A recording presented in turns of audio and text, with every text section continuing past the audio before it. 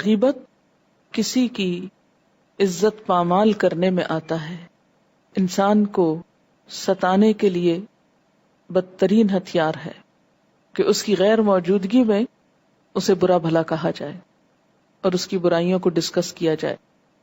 ایک شخص نے حضور صلی اللہ علیہ وسلم سے پوچھا غیبت کیا ہے؟ آپ نے فرمایا یہ کہ تو کسی شخص کا ذکر اس طرح کرے کہ وہ سنے تو اسے ناگوار ہو، اسے اچھا نہ لگے کہ میرے بارے میں اس طرح کو اوپینین دیا گیا ہے۔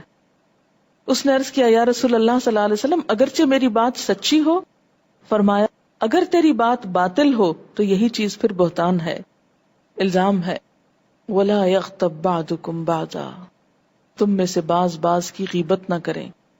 غیبت کا لفظ کس سے؟ غیب سے ہے، یعنی اس کی غیر موجودگی میں، اس کی پیٹھ پیچھے، کیونکہ کسی کے سامنے جب کوئی کرتا ہے تو وہ اپنی صفائی پیش کر سکتا ہے نا، لیکن جب اس کے فرشتوں کو بھی خبر نہیں کہ اس کے بارے میں کیا کہا جا رہا ہے اور کیسی کیسی بات کہی جا رہی ہے، تو وہ اپنا دفاع بھی نہیں کر سکتا، خود کو پروٹیکٹ بھی نہیں کر سکتا۔ اسی لیے اس کو کس سے تشبیہ دی گئی؟ مردہ بھائی کے گوشت کھانے سے، کیونکہ بھائی جب مر جاتا ہے تو اس کو انگلی کو چھری سے کاٹے یا کچھ اور کہیں سے کاٹے تو وہ کچھ بھی نہیں کر سکتا نا، مرا ہوا انسان تو ہاتھ نہیں ہلا سکتا۔ تو غائب انسان مرے ہوئے انسان کی طرح جو خود کو پروٹیکٹ نہیں کر سکتا، پوری طرح دوسرے کے رحم و کرم پہ ہوتا ہے نا۔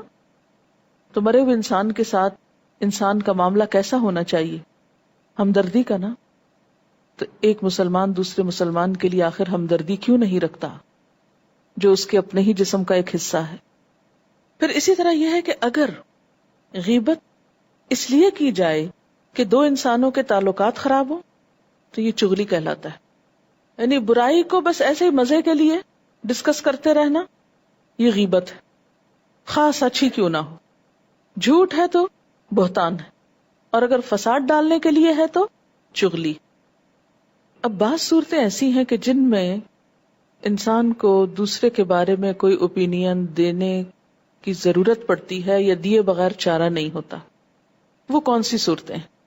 مثلا ہم دیکھتے ہیں کہ ایک بدو حضور کے پیچھے نماز میں آ کے شامل ہوا اور نماز ختم ہوتے ہی یہ کہتا ہوا چل دیا خدایا مجھ پر رحم کر اور محمد صلی اللہ علیہ وسلم پر، اور ہم دونوں کے سوا کسی کو اس رحمت میں شریک نہ کر۔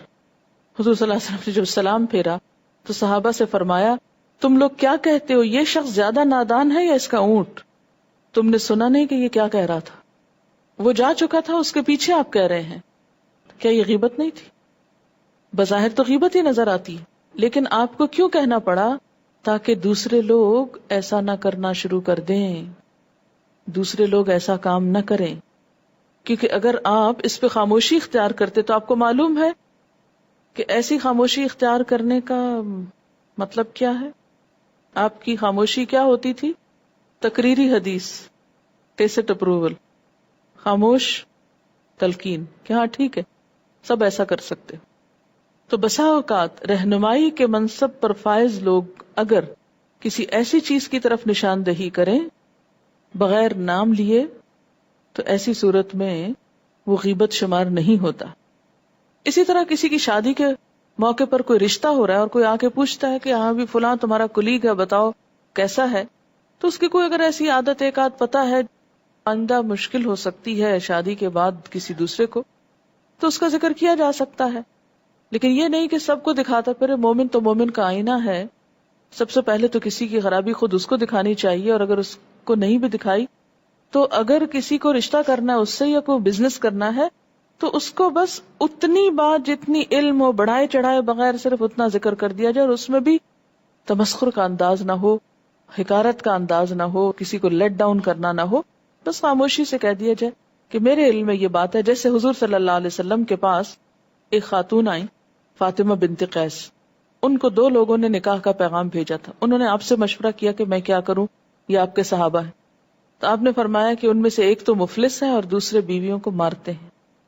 اب یہ دونوں چیزیں ویسے تو غیبت میں شمار ہوتی، لیکن آپ کو بتانی پڑی تاکہ یہ خاتون پہلے سے اپنے مائنڈ کو پریپیئر کر لے کہ اگر مارنے والے کے ساتھ زندگی گزار سکتی ہے تو ٹھیک ہے قبول کر لے، اور اگر ایک شخص مفلس ہے غریب ہے اور یہ اس پہ قناعت کر لے گی تو ٹھیک ہے کر لے۔ اسی طرح ایک شخص آپ صلی اللہ علیہ وسلم کے پاس ملنے کے لیے آیا، آپ حضرت عائشہ کے ہاں تشریف فرما تھے، اس نے آ کے اجازت لی تو آپ نے فرمایا یہ قبیلے کا بدترین آدمی، پھر آپ باہر تشریف لے گئے، اس سے بڑی نرمی سے بات کی، گھر واپس آئے تو حضرت عائشہ نے عرض کیا کہ آپ تو اس سے بڑی اچھی طرح بات کر رہے تھے، حالانکہ آپ نے کہا تھا کہ وہ بدترین آدمی ہے. آپ صلی اللہ علیہ وسلم نے فرمایا خدا کے نزدیک قیامت کے روز بدترین مقام اس شخص کا ہوگا جس کی بد زبانی سے ڈر کے لوگ اس سے ملنا جلنا چھوڑ دیں. تو مراد آپ کی کیا تھی کہ میں اس سے بد زبانی اور بد اخلاقی نہیں کر سکتا، خواہ وہ بدترین شخص ہے. اس سے ہم سب کو کیا سبق ملتا ہے کہ خواہ کوئی کیسا ہی برا انسان ہو، یہ کہیں بھی جائز نہیں کہ ہم اس کے ساتھ بدتمیزی شروع کر دیں اور یہ جواز دیں کہ وہ برا ہے اس لیے ہم کو بدتمیزی کرنی ہے، ہرگز نہیں. اور حضرت عائشہ کو کیوں بتایا تھا آپ نے یہ برا شخص ہے؟ کہ کہیں ایسا نہ ہو کہ آپ کی غیر موجودگی میں آ جائے اور وہ سمجھے کہ حضور تو اس سے بہت اچھی طرح بات کر رہے تھے اور وہ اس کی کسی برائی کا شکار نہ ہو. لیکن اس سے زیادہ آپ نے کچھ نہیں کہا کہ پھر وہ قصے سنانے لگ جائے، اچھا اس نے ایک دفعہ ایسا کیا تھا، پھر دوسری دفعہ ایسا اور تیسری دفعہ ایسا، بس اتنا ہی کہہ دینا کافی کہ محتاط. اسی طرح ایک موقع پر حضرت ابو سفیان کی بیوی ہند نے آ کے حضور سے عرض کیا ابو سفیان ایک بخیل آدمی، مجھے اور میرے بچوں کو اتنا نہیں دیتے جو ضروریات پوری کرے. اب یہ ہے کہ بیوی کی شکایت شوہر کے بارے میں کسی ایسے انسان سے جو اس کی مدد کر سکے یہ بھی اس میں شمار نہیں ہوتی. لیکن ہر مجلس میں بیٹھ کے شوہر کو برا کہنا شروع کر دینا اور ہر ایک کے سامنے اس کے قصے کھولنا، ہن لباس لکم وانتم لباس لہم، اپنا ہی لباس پھاڑنا ہے. تو اس سے کیا پتہ چلتا ہے؟ اگر مظلوم کسی ظالم کی شکایت کرتا کسی عدالت میں جا کے تو غیبت نہیں شمار ہو. اسی طرح اگر اصلاح کی نیت سے کسی ایسے شخص کا ذکر لوگوں کے سامنے کر دیا جائے جسے لوگ فالو کرتے ہوں، جس کو کاپی کرتے ہوں، اور اس بات کی طرف جو سب کے سامنے بھی ہو، مثلا ایک شخص غلط قرآن پڑھتا ہے اور آپ جانتے ہیں اور کوئی شخص اس کے پاس پڑھنے کو جاتا ہے، تو آپ اس کو بتا سکتے ہیں کہ ذرا محتاط رہنا کہ یہ اور یہ چیز جو ہے یہ درست نہیں، تاکہ یہ غلطی نہ سیکھے.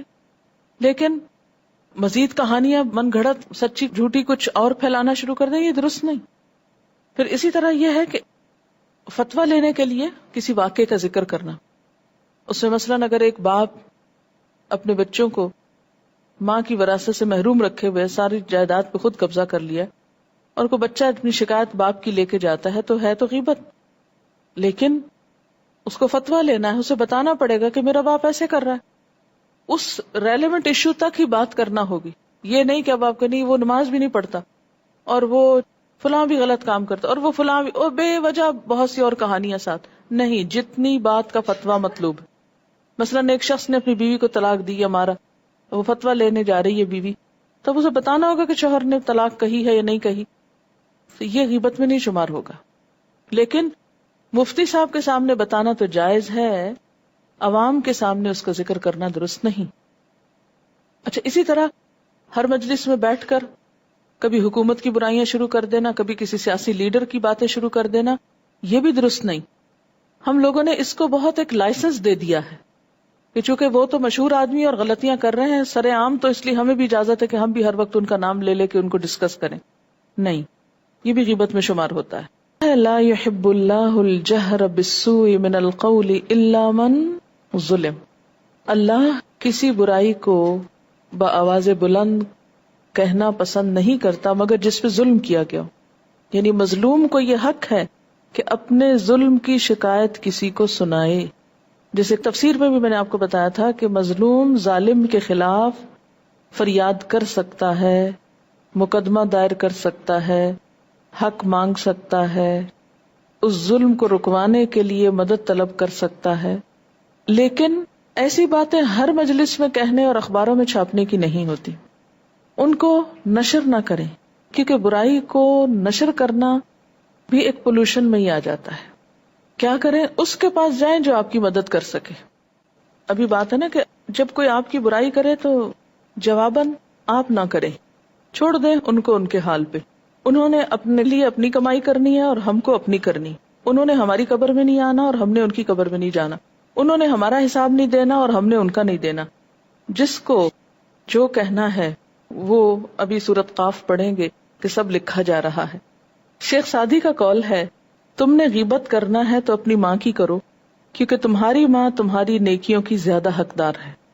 یہ یاد رکھیں کہ جس کی آپ غیبت کرتے ہیں، جس کو آپ برا بھلا کہتے ہیں، جس کو آپ نیگیٹو وے میں ڈسکس کرتے ہیں، دراصل آپ اپنی نیکیاں اس کو بھیج دیتے ہیں۔ نیکیاں سمیٹنا ایک تکلیف دہ عمل ہوتا ہے، تو کبھی کسی کی باتیں سن کر خاموش ہو کر بھی نیکیاں جمع کی جا سکتی، ٹھیک ہے۔